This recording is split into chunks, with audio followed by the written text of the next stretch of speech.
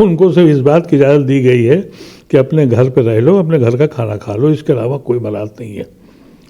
वो आज़ाद हिंदुस्तानी नहीं है और कब तक रहेंगे ये नहीं मालूम है। जिस तरह से बाबरी मस्जिद का जजमेंट हमेशा याद रखा जाएगा, उससे कम ये जजमेंट नहीं आया है। इसने पिंडारा बॉक्स खोल दिया है। कोई सबूत अभी तक आया? अगर होता तो ये 5 महीने में फैसला हो जाता, क्योंकि सबूत नहीं है। इसलिए उन्होंने कहा कि आप 1 साल तक तो और बार आप घर बैठिए। अब 1 साल के बाद फिर से सिलसिला शुरू होगा। सुप्रीम कोर्ट ने ये नहीं पूछा पुलिस से कि तुम 5.5 साल देशद्रोह का मुकदमा नहीं फैसला कर सके, निकम्मे हो तुम।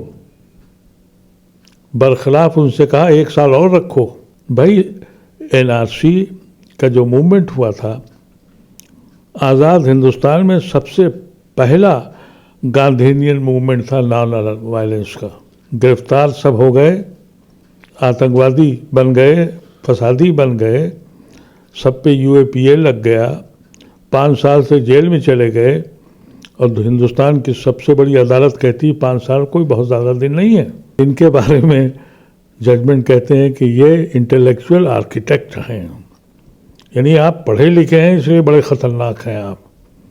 जो मोदी ने कहा था उसको, वो ज्योतिषी की वो बात सही निकली।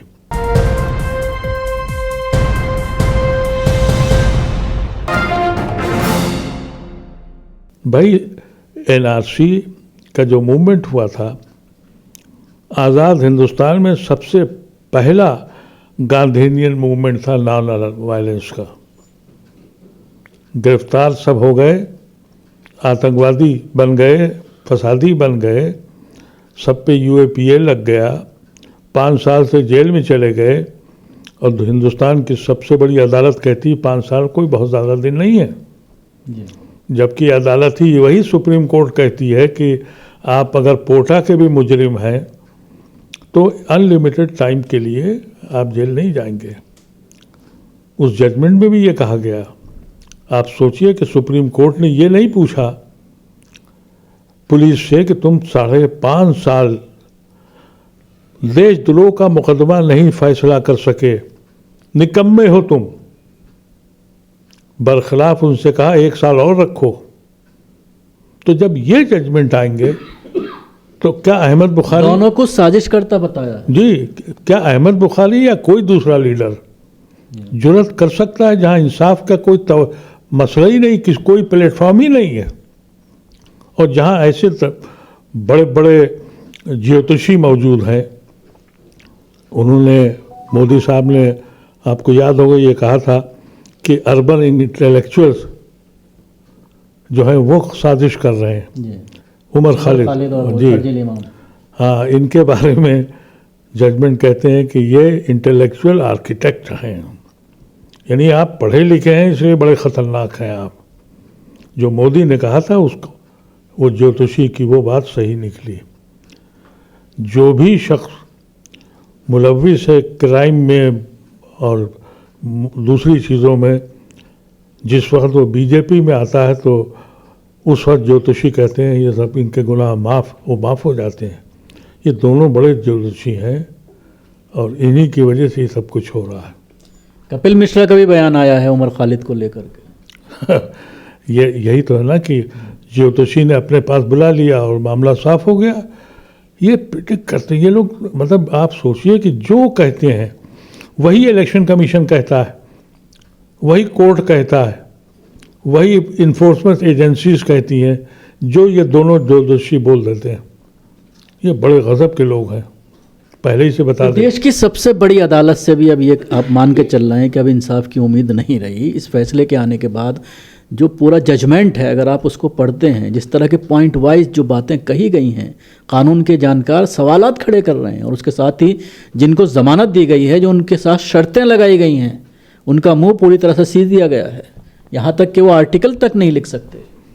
शर्तें नहीं लगाई गई, उनको सिर्फ इस बात की इजाज़त दी गई है कि अपने घर पे रह लो, अपने घर का खाना खा लो, इसके अलावा कोई मलाल नहीं है।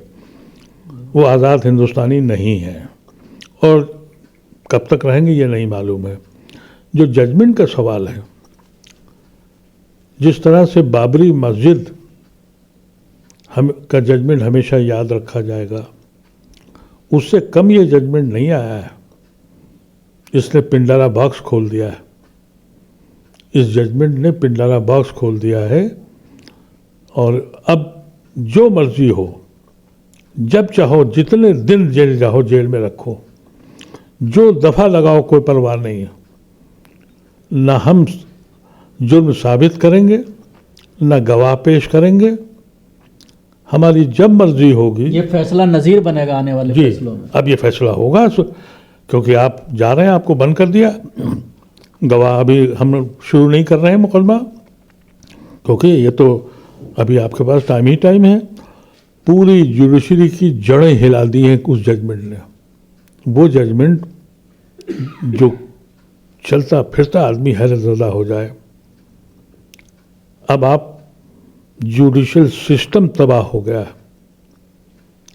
बाबरी मस्जिद दलाइल पर नहीं बल्कि ओपिनियन पर फैसला हुआ, वो हमेशा याद रखा जाएगा। और ये जजमेंट जो है ये उससे भी ख़तरनाक है।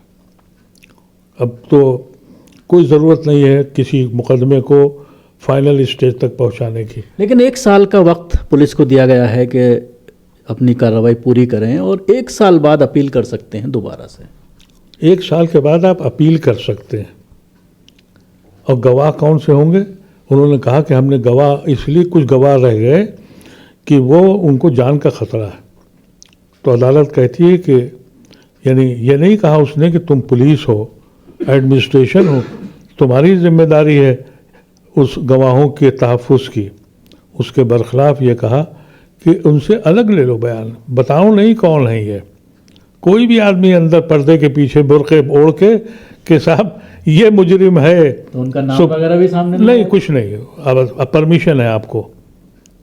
ये जब ये सुप्रीम कोर्ट के जजमेंट आएंगे, क्या पर्दे में रहिए, बस बता दीजिए पुलिस को। अब पुलिस ने कहा कि फला फला फला आतंकवादी, कोई सबूत अभी तक आया? अगर होता तो ये 5 महीने में फैसला हो जाता, क्योंकि सबूत नहीं है।